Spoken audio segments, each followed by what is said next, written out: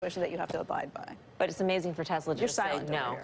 I am. I was thinking about my next read. I'm talking about Netflix, and I'm just, we have Tom Rogers coming on. Tom Rogers said that Roma would never get it.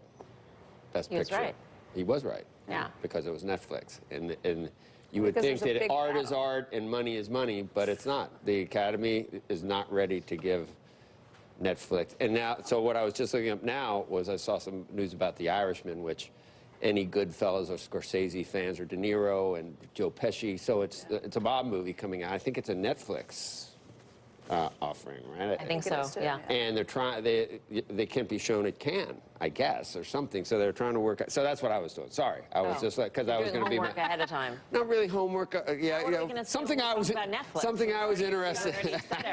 No, I knew Tom Rogers was going to be, and actually, we never mentioned how right he had been about that, and he's going to be on the show today. You can give him props today. I can give him props today on that. Sorry. Yeah. Sorry, guys, that I was. No, sorry, I asked. You know what I like? I often think that. I'm just happy that you care about what I think of things, and you try and bring me in. Thank you. Try and bring me into the conversation. We're friends. It matters. I want to hear what you have to say. I did, but that's what if you. Disney and Fox closing their merger agreement tonight at midnight Eastern Time. The unprecedented tie-up of the two studios is raising questions about the current media environment and the Netflix effect of going direct to consumer. Joining us now to discuss what the merger means for existing Fox brands and the future of the Mouse House is Tom Rogers, former TiVo CEO, now executive chairman of WinView, and a CNBC contributor.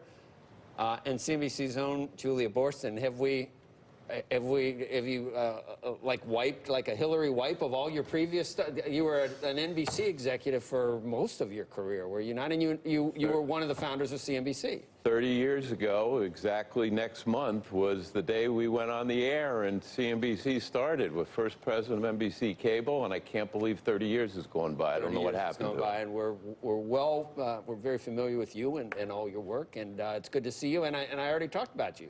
Earlier today. I couldn't believe at 6 o'clock in the morning you were lost in thoughts on my Oscar prediction.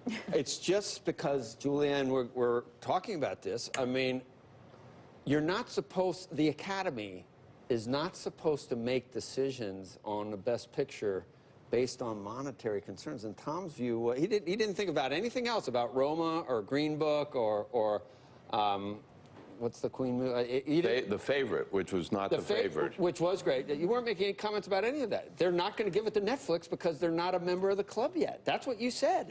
I did. I think all voters vote their economic interests. It's not too different from centrist Democrats looking at Howard Schultz and saying we're not going to vote for the decline of our own party.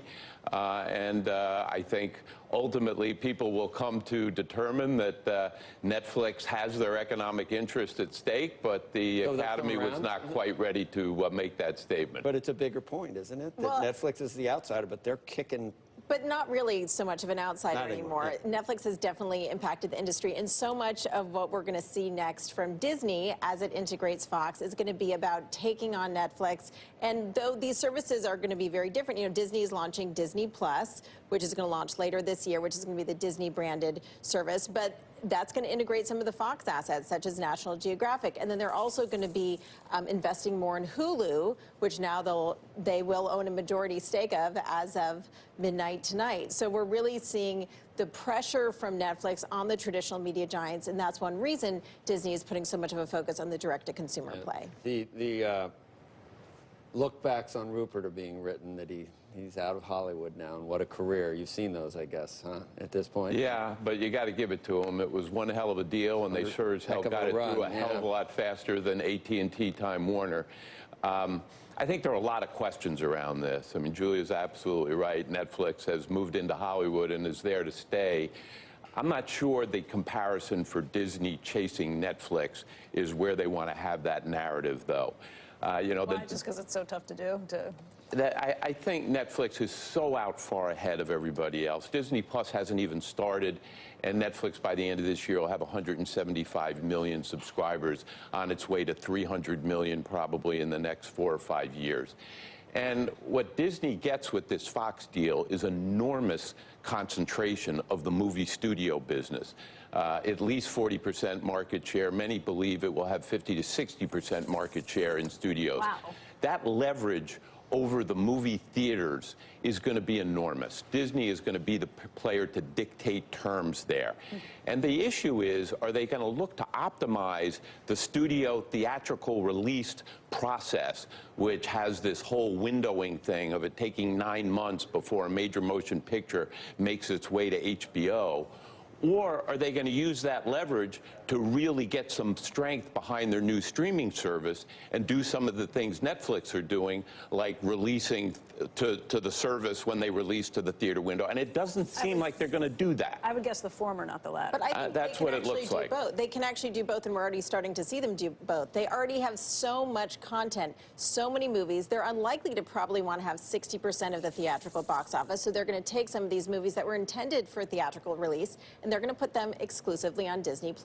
For instance, there was a remake of that old Lady and the Tramp movie, the animated movie. They're making that movie, and they were originally intending to release that in theaters, but now they're going to have so much inventory, they're going to put that. I was going to say, they're knocking out things a lot more quickly, too. I was walking through a theater the other day and looking at all the upcoming remakes of different ones that are coming from Dumbo and all down the line, and it's like every month there's a new movie. They have a lot of movies coming out, and then if you look at Fox, Fox, used to release between 12 and 20 movies a year. They're unlikely to be releasing that many. But if you just look at the sort of sheer quantity of films they're going to have access to, they will be able to put a lot of those direct to streaming on on Disney Plus, and that makes Disney Plus more appealing. And I would also say don't overlook ESPN Plus, which has only been in the market for a year, but has gained surprising traction considering the kind of content they have. Well, I think to the extent they put more original movies on their streaming service right away, the better the streaming service will do. But the issue is Netflix,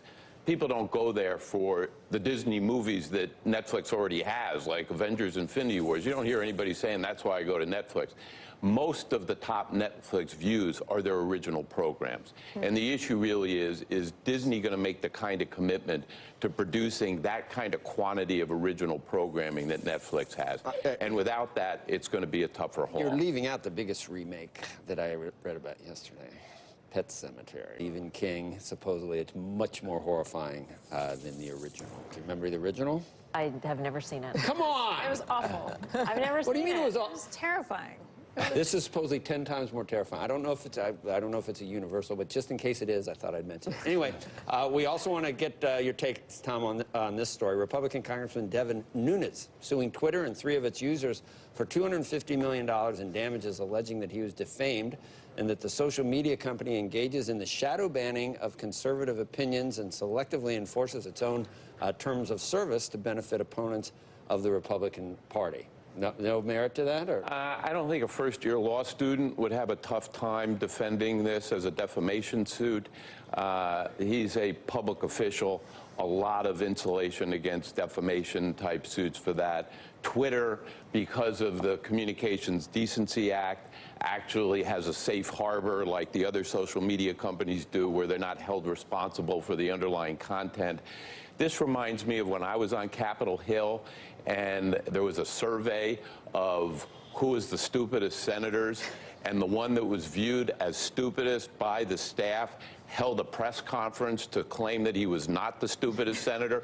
This is going to send all these... dumber than I am. This is going to send so many more people to the mock sites, the Twitter feeds that go after Devin Nunes. I think all it's going to do is get him a lot more humor aimed in his direction. Who's the senator who held that press conference? I believe it was Senator Byrd from Virginia, not the longtime leader from West Virginia, Senator Byrd. The greatest line was Cuomo's line, where she said, you know, you got to stop lying to the voters. And he goes, you first.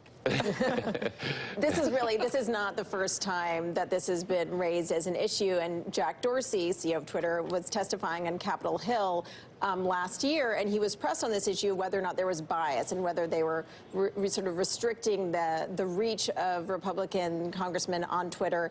And they said they did a survey, and there is no difference in the reach between Republicans and Democrats. But this question of shadow banning, which is really basically whether if you type in someone's name, if it automatically populates, whether they were restricting searches. It's sort of a complicated one, and at the end of the day, they say there's no difference, but it does seem like he is drawing attention to these Twitter handles that are mocking him because they've gained a lot more followers just in the day since this has come out. Twitter's amazing. I mean, it is. And if you get 100 comments, you feel inundated, and you're really talking about 100 comments. I mean, if you're you walk through a football game with 70,000 people, it's pretty easy to find 100 people that love you and 100 people that hate you. And when you're talking about absolute, millions of people. So, I mean, but in fairness, they asked Zuckerberg, it seems like a lot of your employees are liberal, and he goes, we can't find a conservative anywhere in the entire area to bring in here to Facebook. So, I mean, and that's the way it is with most of those If they companies. really want to go with the social media platforms,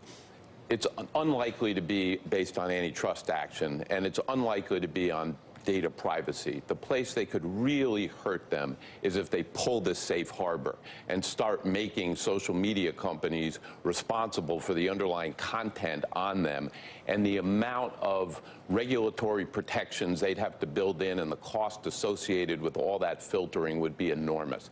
I doubt that's going to happen, but that would be the real Achilles heel if you really wanted to go with the social media companies with government action. Are you willing to say Comcast is in a better position than Disney to go into this future? Or, I mean, you are? Well, I have no doubt Comcast is going to build a streaming service that will get a lot more subscribers faster because it's free, and all you have to do is authenticate that you're a cable subscriber. And I think it's a very smart way to get out of the gate fast.